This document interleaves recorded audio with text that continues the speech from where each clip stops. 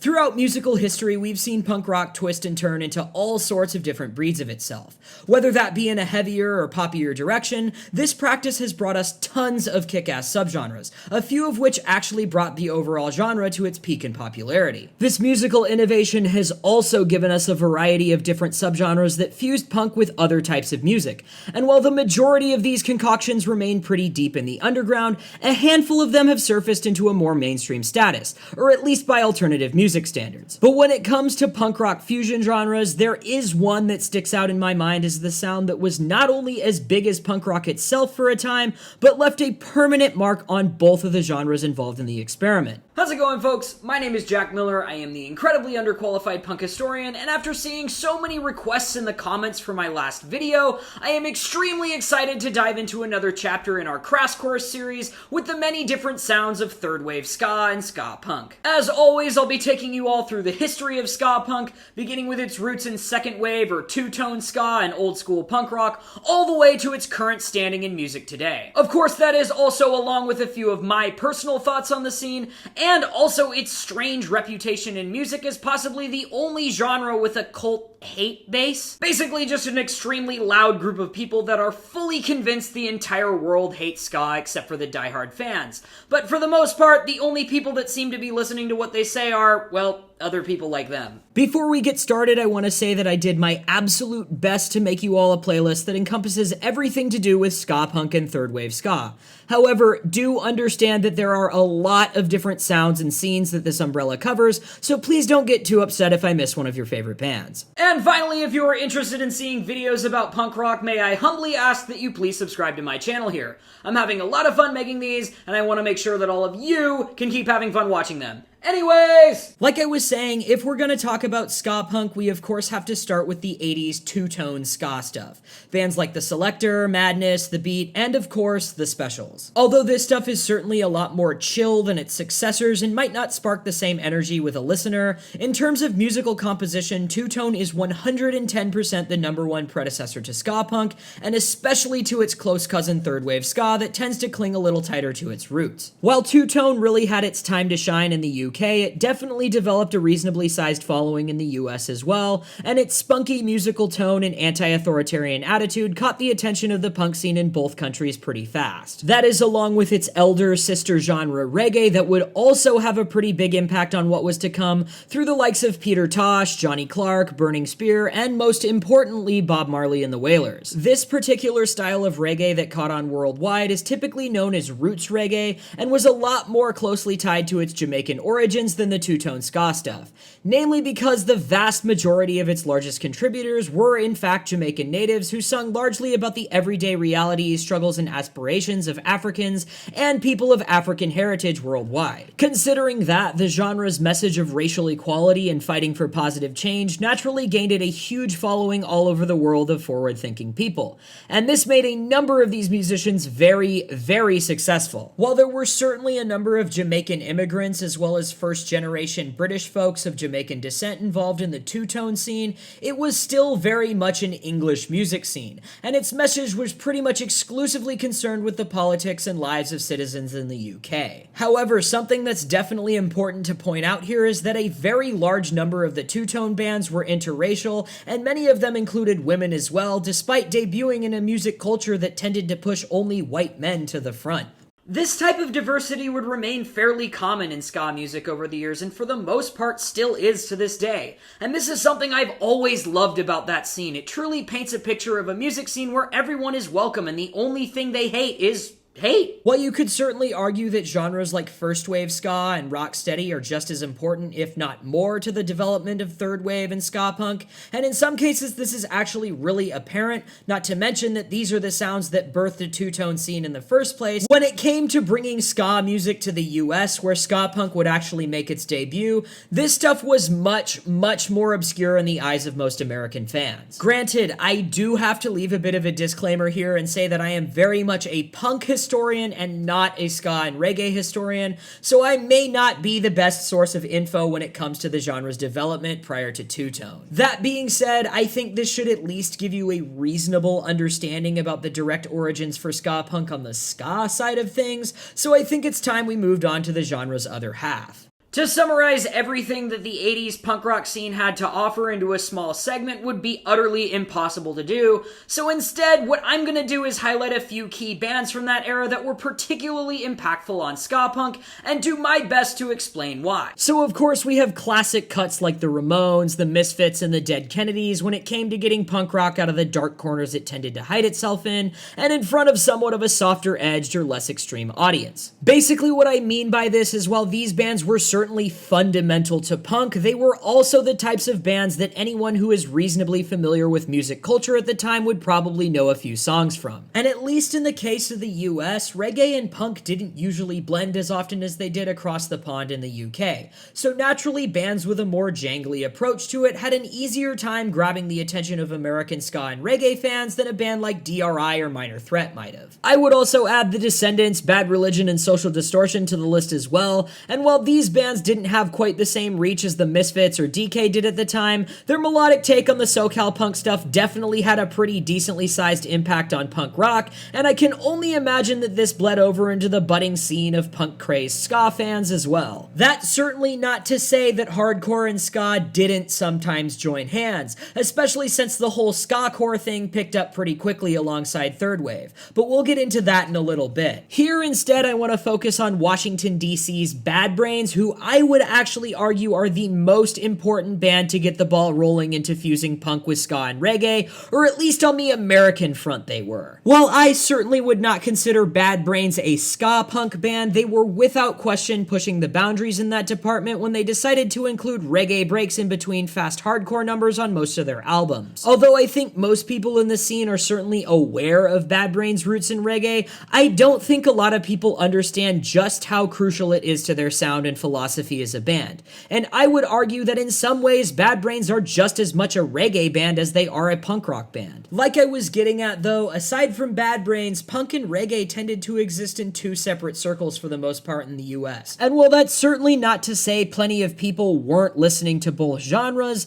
the proper fusion of the music and scene hadn't really taken place quite yet. Over in the UK, however, things were a little bit of a different story. Although ska and punk were still entirely separate musically, or at least they were for the most part, the scene experienced a lot of crossover during this time, and ska and punk shared a pretty large portion of each other's fan base. This was especially true in the Oi scene, which drew a significant amount of influence from the Jamaican skinhead subculture. I've done an entire video on Oi and street punk, so if you're interested, you can check that out in the description below. But back to the story at hand, I don't think there is a single band in this entire world more important to the origins of ska punk than the famed London quartet, The Clash. As I'm sure a lot of you probably know, when The Clash first came out, they had a pretty straightforward punk rock sound.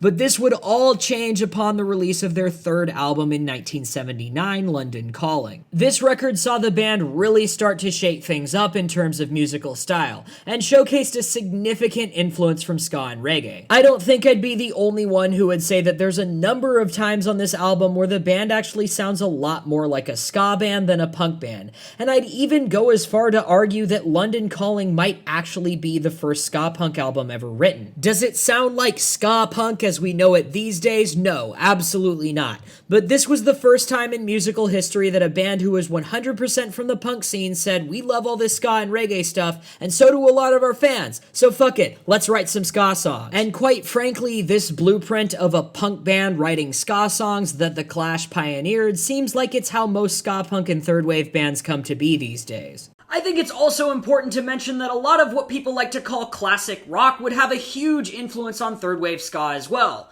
I think that kind of speaks for itself, but basically bands like Led Zeppelin, AC/DC, and Black Sabbath. And as we already went over, along with classic rock, we've got the two-tone stuff, we've got The Clash, we've got Bad Brains, and we've got a whole bunch of other kick-ass punk shit. But when exactly did it all come together? And when it did, was it really just one sound as a result, or a few different ones? So as some of you ska fanatics who might be watching probably already know, third wave ska and ska punk aren't exactly the same genre.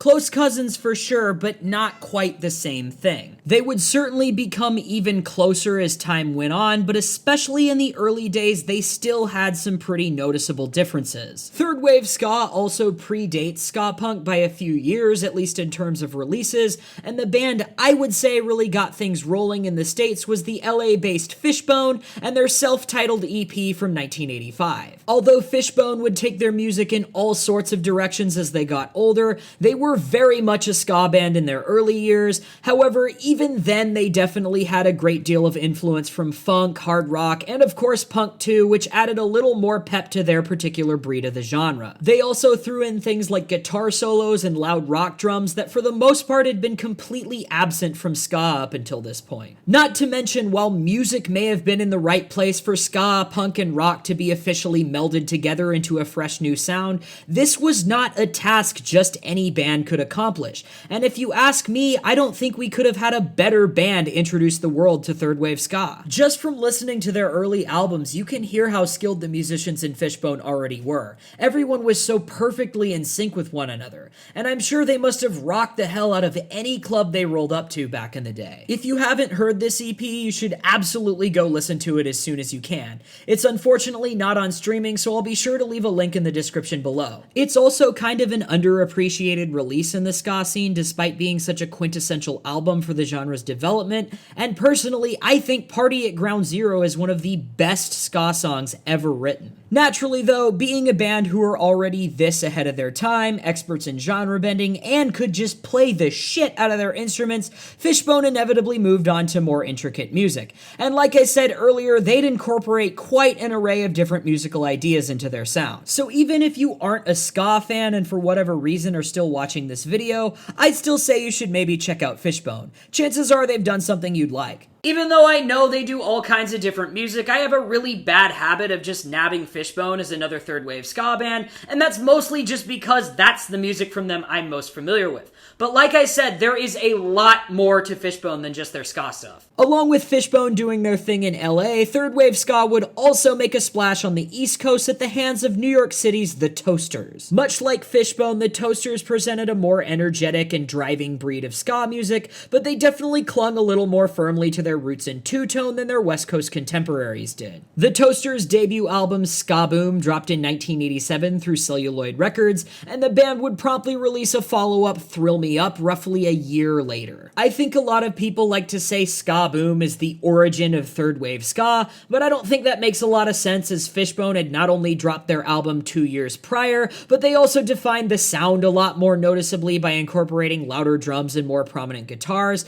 But Ska Boom is certainly still an important release in ska history, and if you haven't heard it, I would certainly recommend checking it out the next time you get the chance. While I would definitely say Fishbone and the Toasters were probably the two heavy hitters of third wave ska in the late 80s, they certainly weren't the only bands in the game, and a few deep cuts from the early days that I would say are also worth checking out include Let's Go Bowling, Bim Scala Bim, and the English band The Hot Knives, who aren't quite third wave ska, but also aren't exactly two-tone either, and still worth a listen if you're a fan of either genre. So as the mid-80s were coming to a close, we already had kind of an East Coast and West Coast thing going on with third wave ska, and it wouldn't be long until we also got our first glimpse of the ska punk stuff that would also take over the scene. So to start things off on the East Coast this time, the first band that would take a stab at blending ska with the snarly, gruff American punk sound would be the Massachusetts-based Mighty Mighty Bosstones. These guys would adopt a lot poppier of a sound as they went on,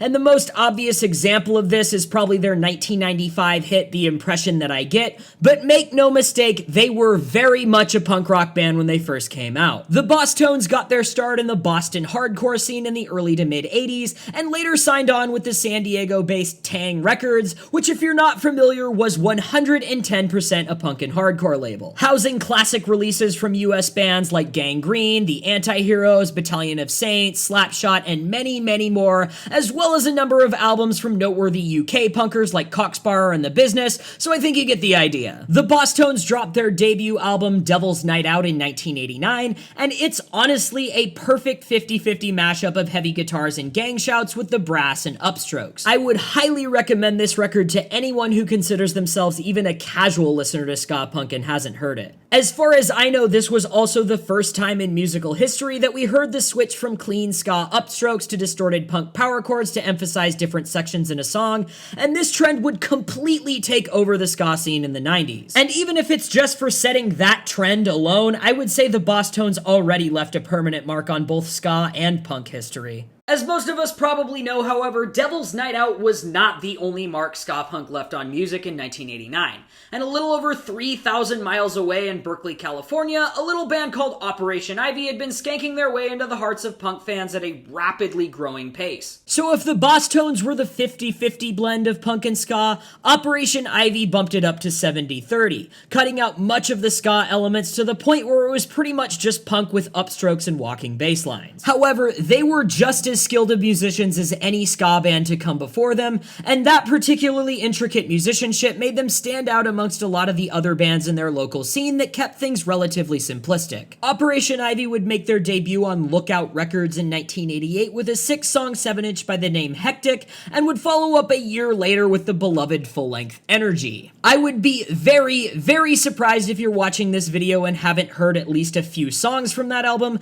but just in case you haven't, go check it out as soon as you can, even if that means pausing this video and coming back to it. I've also done an entire video about Operation Ivy, which you can find a link to in the description below if you're interested in hearing the abridged story on them. That being said, I certainly cannot wrap up this mini segment of the video without at least discussing some of the huge contributions this short-lived quartet made to music history. First off, this was one of the first times that a quote-unquote ska band, or at least ska adjacent band, didn't have to be a huge 6 to 10 person ensemble. It could literally just be a 3 or 4 person punk or rock band, and we would see this idea much further explored when the genre hit its peak later on. Secondly, for as punk rock of an origin story as the Bosstones have, they were just as much a ska band as they were punk, and in a lot of ways you could definitely think of them as a punk band that plays ska music. Operation Ivy, on the other hand, drifted a lot closer to their punk side, and rather than being punks playing ska,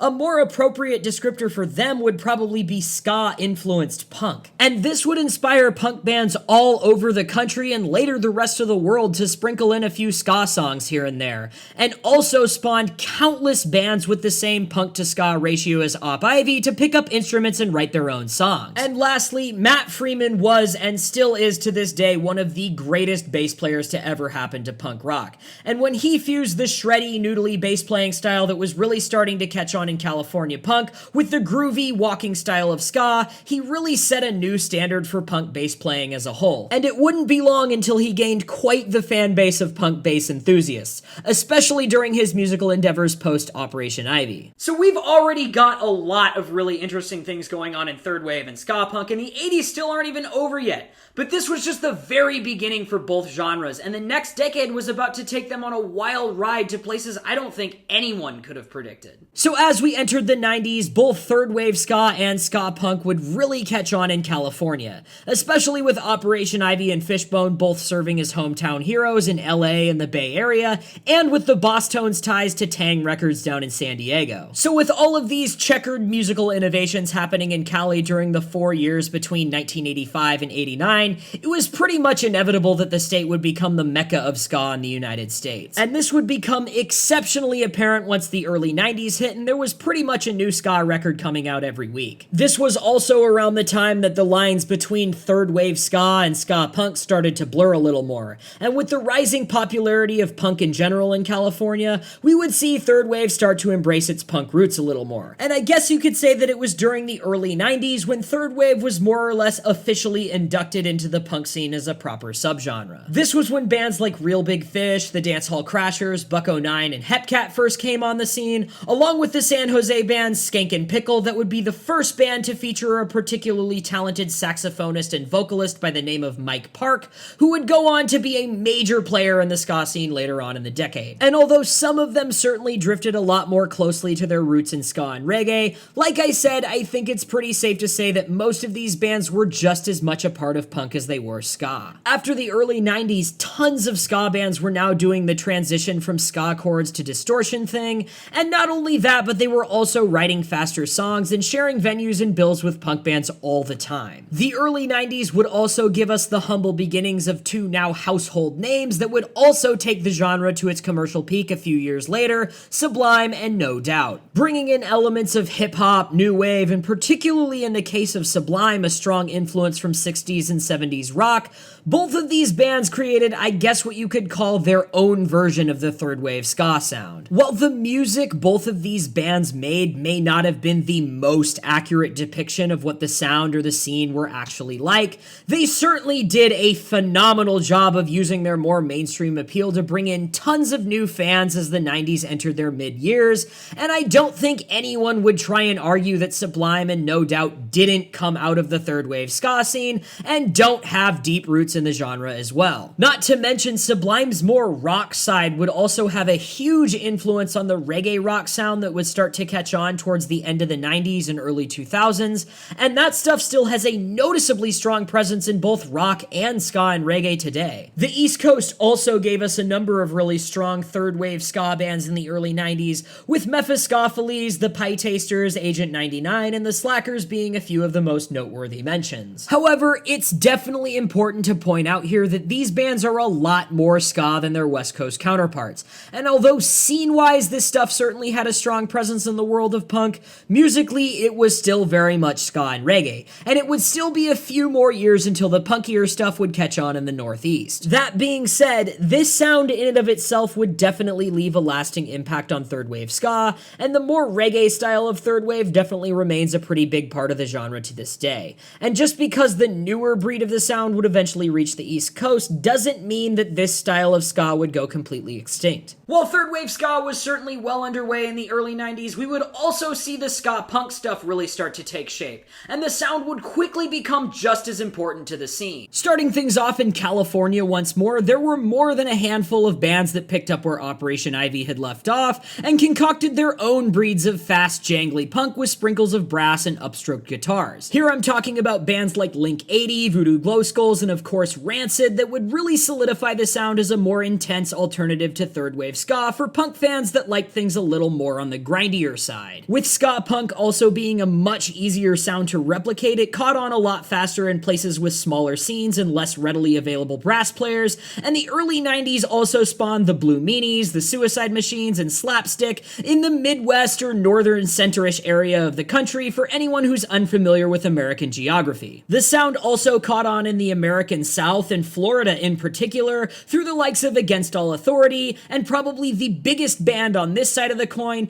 Gainesville, Florida's Less Than Jake. Although they're definitely a lot more on the pop side of things than most of these other bands are, and I wouldn't necessarily disagree with you if you think they're more of a third wave ska band, but we absolutely cannot deny that Less Than Jake have just as deep roots in punk as any of these other bands do. The main difference between them and say Link 80 or the Voodoo Glow Skulls is that they've always kept things a lot more on the pop punk side rather than the more skate punk or street punk feel that a lot of these other ska punk bands tended to have. And this certainly makes a lot of sense as they actually begun as a three-piece pop punk band, but then added in the brass later on down the line. In other words, if the Suicide Machines are what happened when you add ska parts to Bad Religion or No Effects, then Less Than Jake is what you get when you put horns over the Queers or Green Day. On a little side note though, Less Than Jake is actually one of my all-time favorite bands, and I'd love to do a video on them at some point. So definitely let me know in the comments below if you'd like to see a video about Less Than Jake. The early 90s was also the era that we'd see the rise of the ska core subsect,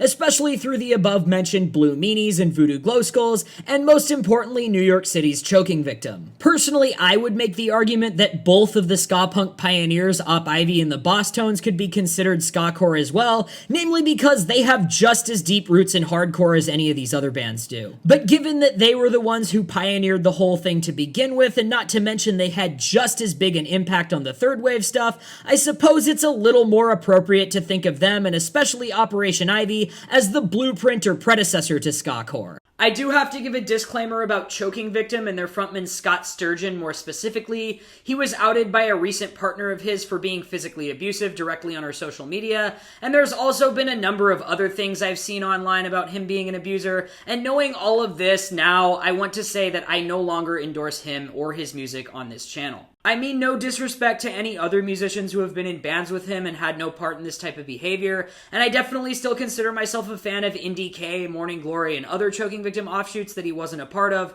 but abuse is something I take very seriously and have a zero tolerance policy for, so for that reason alone, I need to explicitly state that I do not endorse Sturgeon as a musician, nor will I be including any of his bands on the Spotify playlist. Also, I'm not going to go into detail about what was said in the post because it can be hard to see these kinds of descriptions for a lot of people, especially abuse victims, but I will leave a link to an archived screenshot in the description. However, do approach with caution if you're someone who's sensitive to this type of thing. All of that being said, this is a music history channel, and Choking Victim did have an important role to play in the musical development of skacore. And while I personally think people like Alec Bailey, Ezra Kyer, and Brad Logan seem to be the real talents attached to any of Sturgeon's bands, for the sake of musical development and some of these other musicians involved with the project who did nothing wrong, I do want to give credit where credit is due.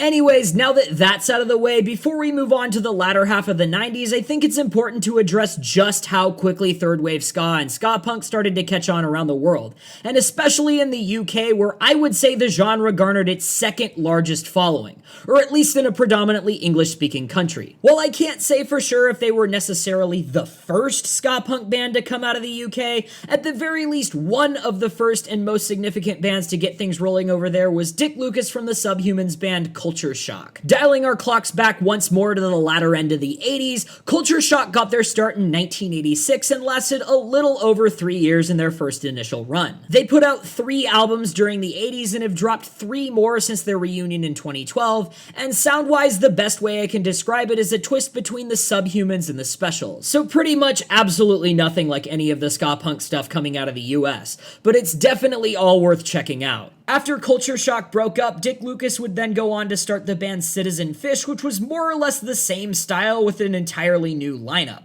However, the band would fill out a lot more over the years and eventually added a brass section to their roster. Citizen Fish is one of those bands that's just been around forever and never really quit, and although it's been a long time since I've checked, I've always known them to be one of those bands that's just kept on touring their asses off over the years. Citizen Fish and Culture Shock were also particularly influential on the skacore sound I mentioned earlier, and especially when it made its debut in the UK through bands like King Prawn, Cap Down, The Filaments, and Random Hand. Third wave ska would also catch on pretty quickly in Latin America, and before we proceed, I would like to formally apologize to any of my Spanish-speaking viewers about the band names I'm probably going to horribly mispronounce. One of the bands to really get things going on down there was Venezuela's Desorden Público. They initially got their start in 1985 in the town of Caracas, and kinda like Citizen Fish, they've kept their thing going on over the years and were actually nominated for several Grammys during the 2010s. The ska trend would also catch on in Argentina through bands like Los Calzones and Los Fabulosos Cadillacs,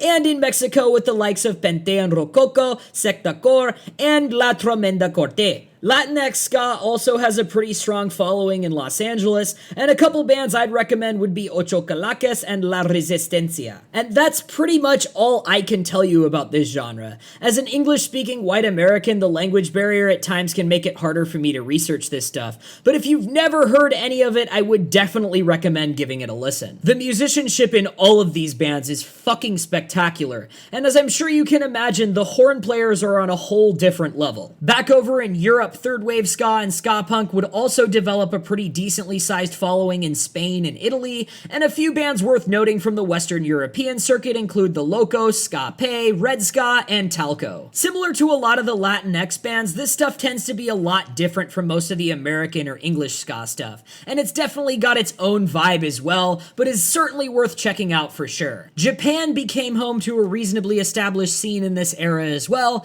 and out of all of these countries, I would say the Japanese flavor of ska punk and third wave most closely resembles its American and English counterparts, sound-wise at least. This stuff is also super underrated here in the West, and a number of good bands that I would recommend include Gelu Gugu, Snail Ramp, Hey Smith, Rude Bone, and my personal favorite, Potshot. The band Kimuri is also a super important mention here, and although they got their initial start in Southern California, they are just as much a part of the Japanese scene as they are the US one, and are probably a lot more successful in Japan than they've ever been here. Mike Park was actually in the original lineup of Kimuri, and he would also play a major role in getting a few of these bands some attention in the Western ska scene. And finally, to bring things full circle and back to North America again, ska punk and third wave would of course catch on in the thriving punk scene of Canada, and a few noteworthy names from the Great North include the Planet Smashers, King Apparatus, Five Star Affair, and although some of you guys probably know them for their gruff pop punk stuff they do these days,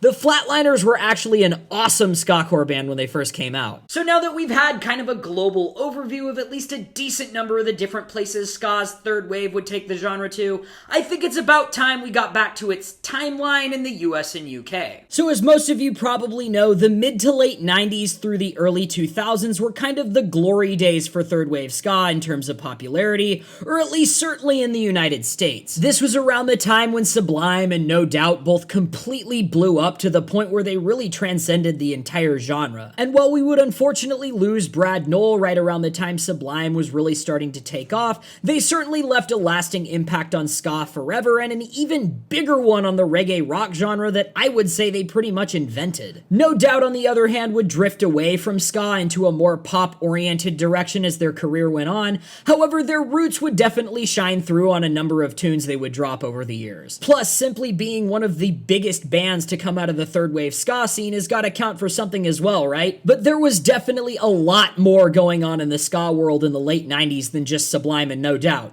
Cause like I said, this was the genre's peak in popularity. Bands like Less Than Jake, Real Big Fish, and the Mighty Mighty Bosstones were absolutely crushing it and bringing in numbers like no ska band had ever done in the United States, and a lot of the underdog bands like the Suicide Machines, Mustard Plug, and the Dancehall Crashers weren't all that far behind them. We'd of course also get a plethora of awesome bands to come on the scene during this era, like Mad Caddies, Save Ferris, MU330, and Catch-22 on the more ska side of things, as well as Morning Glory, Goldfinger, Left Alone, and Authority Zero on the punkier side. This was also when Mike Park's label Asian Man Records would get some serious hype in the scene, and for a while it seemed like it was the ska label for bands to get onto in the US circuit. Asian Man Records would also become a major player in the pop punk world, putting out several releases from Alkaline Trio, the Lawrence Arms, and Squirt Gun, as well as several reissues from bands like the Queers, Screeching Weasel, and the Riverdales. If you want to hear more about that kind of stuff, I've actually done an entire video on the punk-heavy pop-punk genre, and I'll leave a link to it in the description below. Mike Park would also put out a number of releases with his own bands, the Chinkies and Bruce Lee Band, during this era, and I have to say he's one of those rare cases in music where pretty much everything he touches is absolute gold, whether that be a band he's played in or one that he signs to his label. And finally, to wrap things up in the US circuit, there were also a lot of bands that initially begun as ska or ska punk bands in the late 90s and later grew into different sounds. A few of the most notable names in this camp include the RX Bandits, Slightly Stupid, and believe it or not, Smash Mouth was actually a third wave ska band when they first came out. The UK scene would also really start to take off around this time, and a few bands certainly worth noting here include Lightyear, Sonic Boom 6, Farce, Howard's Alias, and Sponge. Also, I know I already talked about UK ska-core briefly, but I'm gonna do it again because that stuff is fire. King Prawn, The Foamers, No Comply, Random Hand, and The Filaments are all fantastic bands,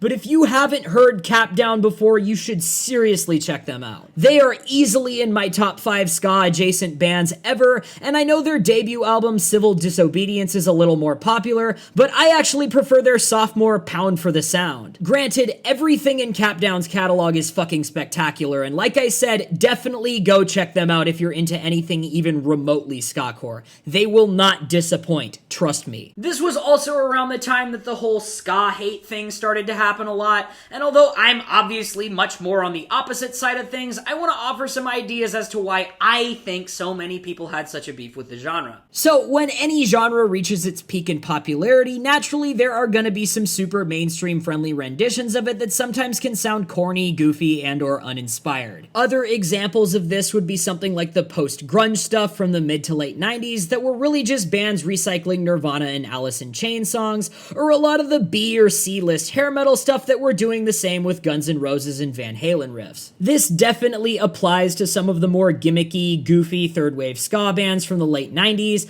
and while I'm sure you can think of an example or two off the top of your head, I'd say this was also kind of a trend that a lot of third wave bands sort of fell into after they had their first big bang with a hit song or something. While in any of these cases throughout history, the bands have all certainly still been capable musicians and at least reasonably competent songwriters, but in situations like this, it seems like bands were very much playing to the times rather than any of the actual strength of their genre, and I have to say a lot of the more gimmicky late 90s ska hasn't aged well compared to stronger bands like Catch-22 or Less Than Jake. Don't take this the wrong way, I'm certainly not trying to say any of these bands were bad. This stuff does have its redeeming qualities, it just might not be the best material the genre has ever produced, and like I said, it didn't really age well either. A lot of the really popular bands also had a number of super overplayed radio hits that, let's be honest, can get pretty annoying, and the fact that these songs were practically everywhere between the years of 1996 and 99 probably turned a good few people away from the genre. The fact that ska got as big as it did in those years also led it to cross over with other popular sounds in punk at the time like street punk, skate punk, and pop punk. While in theory this concept could work exceptionally well if done right,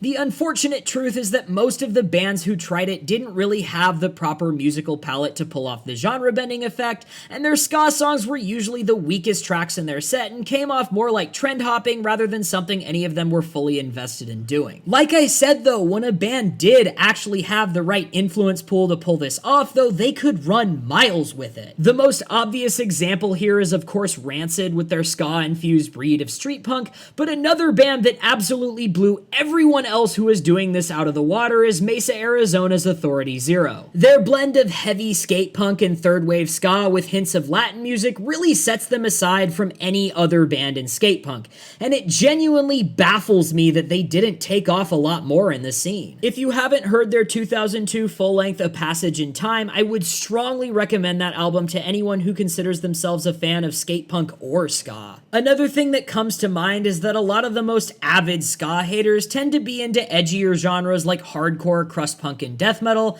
and I have to say, to someone who listens to a lot of really serious political hardcore or technical death metal, chances are you're probably not the biggest fan of peppy, hypey music in general. So naturally, the energy and the sound of the music overall might simply be what turns you off from it. And that's fine, of course, but what I really don't get about ska haters like this is that they like to act like everybody agrees with them except for the diehard fans of ska. When in reality, the fan base isn't really any different in size when you compare it to their genre side by side, and especially these days, there's probably a lot more people in their scene that actually do like ska than they realize. I remember seeing this one meme a couple years after I graduated high school when I was listening to a lot of crust punk and power violence that said, "We all know that one hardcore kid who goes to ska shows," and while I do think that's pretty funny, I think it also says a lot about the reality of ska's place in music, because there's a lot more of those people than the ska haters realize. And I know this last bit might upset a few people, but let's be honest, some fans of hardcore and extreme metal do definitely have a tendency to take themselves a little too seriously from time to time. And the thing about ska and reggae in general is that despite the super positive, progressive message it's retained over the years,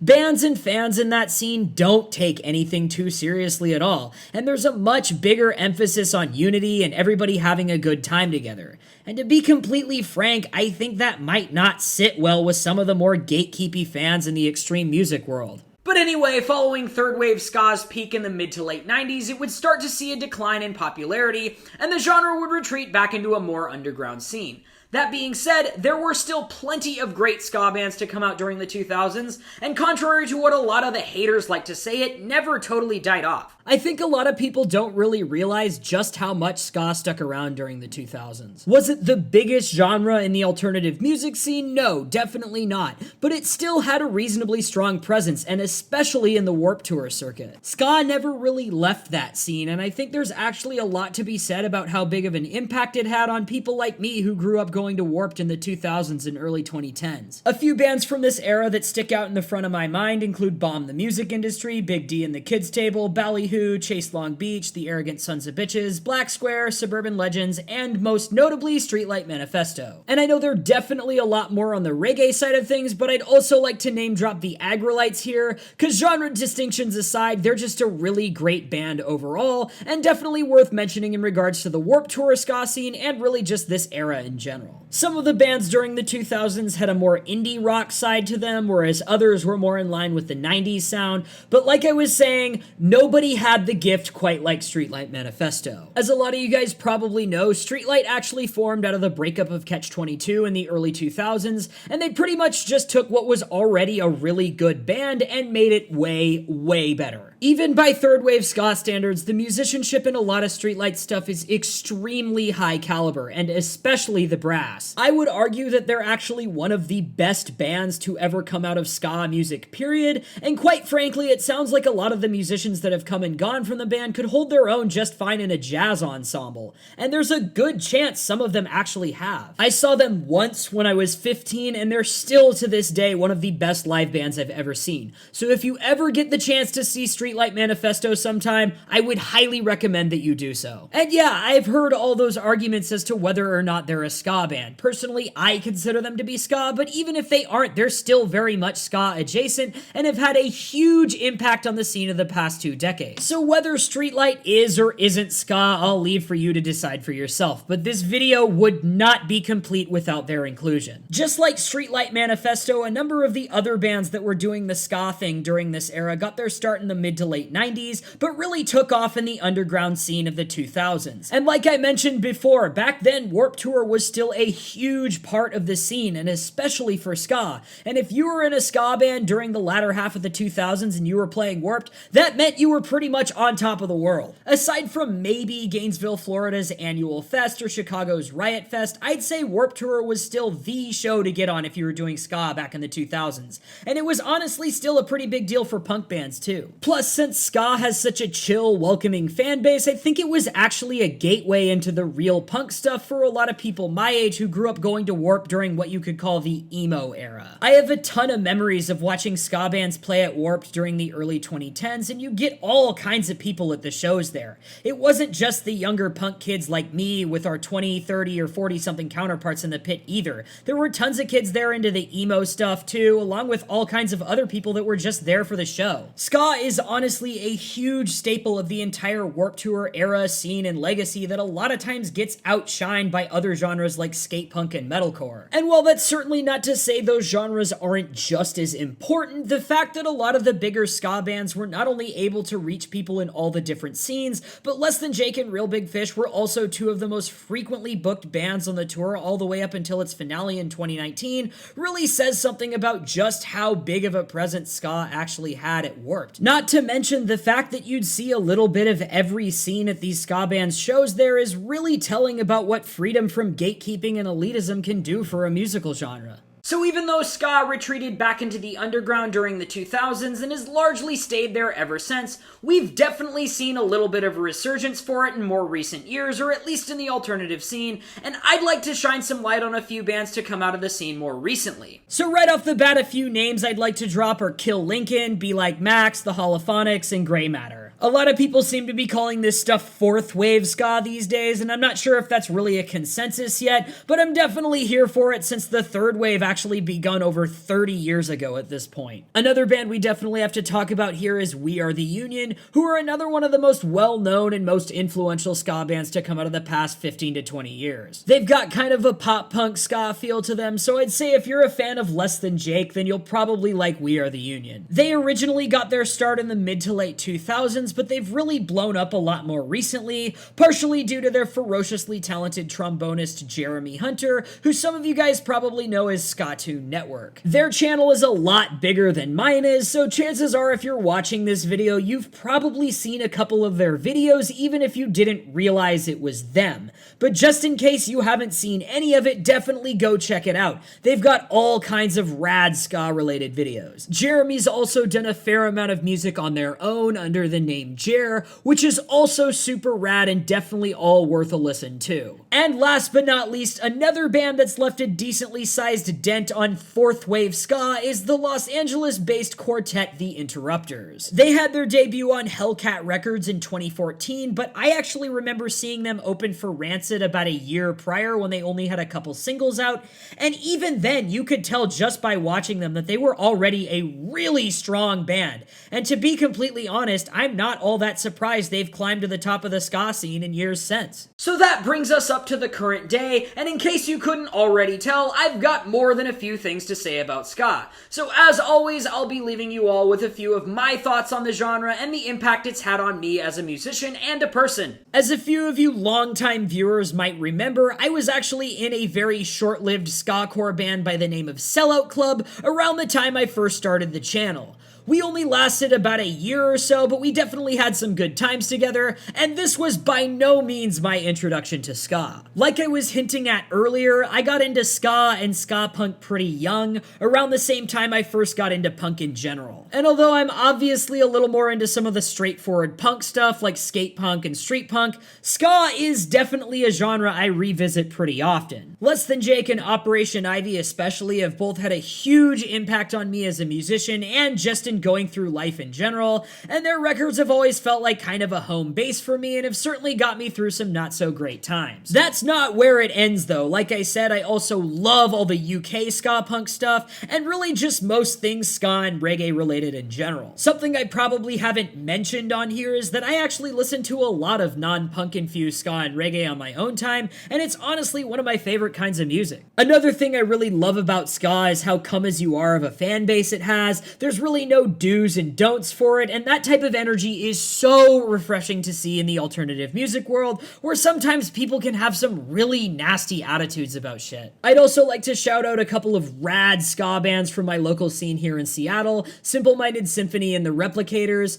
I've seen them both a couple of times, and they're definitely worth checking out if you're into third wave ska. And even though I haven't covered much ska related stuff on this channel, I definitely love to do more of it. And if you have any ska or ska punk bands or labels or anything else you'd like to see me talk about in the future, definitely let me know in the comments below. Well, I think that about sums up our crash course here on third wave and ska punk. If you're still here, thanks so much for sticking around till the end. I really appreciate that. Before I go, I want to mention that my band ZEST is going to be doing a West Coast tour here the same month of this upload, August 2022. We're going to be heading out on August 25th, so if you live in the relative area of any of these shows, definitely come out and say what's up. It's going to be a really fun little leg, and we'd love to make some new friends. I'll post some tour dates in the description below. But anyways, that's enough from me. I want to hear what you guys have to say. What's your favorite ska band? Do you have a favorite subgenre or sound? If so, which one? Would you want to see more videos about ska and ska punk in the future? And which topics would you want to see covered? Let me know in the comments. Thanks a lot for watching.